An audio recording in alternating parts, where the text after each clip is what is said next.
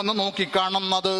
മാത്രമല്ല, മഹാനായ മൗല പലപ്പോഴും പറയാറുണ്ട്, എൻ്റെ സ്ഥാപനത്തിൽ മറ്റൊരു കുടുംബത്തിൽ നിന്ന് ഒരു കുട്ടി വന്നു ചേർന്നാൽ, എൻ്റെ സ്ഥാപനത്തിൽ ഒരു കുടുംബത്തിൽ നിന്ന് ഒരു കുട്ടി വന്നു ചേർന്നാൽ, ആ കുട്ടി അങ്ങനെ പഠനം പൂർത്തിയാക്കുകയും ചെയ്താൽ, ആ കുട്ടിയെ മാത്രമല്ല, ആ കുട്ടിയുടെ മാതാവിനെ, ആ കുട്ടിയുടെ പിതാവിനെ, ആ കുട്ടിയുമായി ആശ്രയിച്ച് ജീവിക്കുന്ന കുടുംബം ഏതൊക്കെയാണോ അവരെല്ലാം എൻ്റെ വരുതിയിൽ ഞാൻ സംരക്ഷിക്കുമെന്ന്, എല്ലാവരും ഞാൻ സംരക്ഷിച്ചു കൊണ്ടുപോകുമെന്ന്. അവിടെ പഠിക്കുന്ന കുട്ടിയെ കൊണ്ട് കിട്ടുന്ന നേട്ടമാണത്. ആർക്കും ആ ഓഫർ കൊടുക്കാൻ കഴിയൂല.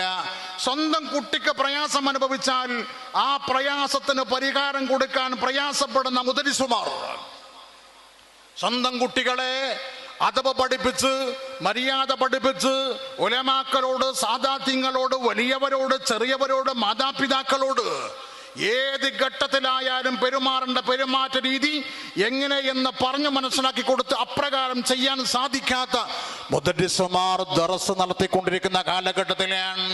ഉപദേശത്തിന്റെ ആവശ്യമില്ലാതെ, നോട്ടത്തിന്റെ ആവശ്യമില്ലാതെ അവിടെ എവിടെയോ ഇരുന്നു കൊണ്ട് തൻ്റെ പ്രിയപ്പെട്ട ശിഷ്യന്മാരെ നിയന്ത്രിക്കുന്ന ലോകം. അവിടെ വരുന്നവർക്ക് നിയന്ത്രണം, പഠിക്കുന്ന കുട്ടികൾക്ക് നിയന്ത്രണം, അവിടുത്തെ കുടുംബത്തിന് നിയന്ത്രണം. അറിയാമല്ലോ നമുക്ക്, മഹാനായ മൗലാന്റെ തുടക്ക കാലഘട്ടം ശരീഫ് ഉസ്താദ് ആ വിഷയം പറയുമെന്ന് കരുതിയിരുന്നു. മാനന്തേരിയിൽ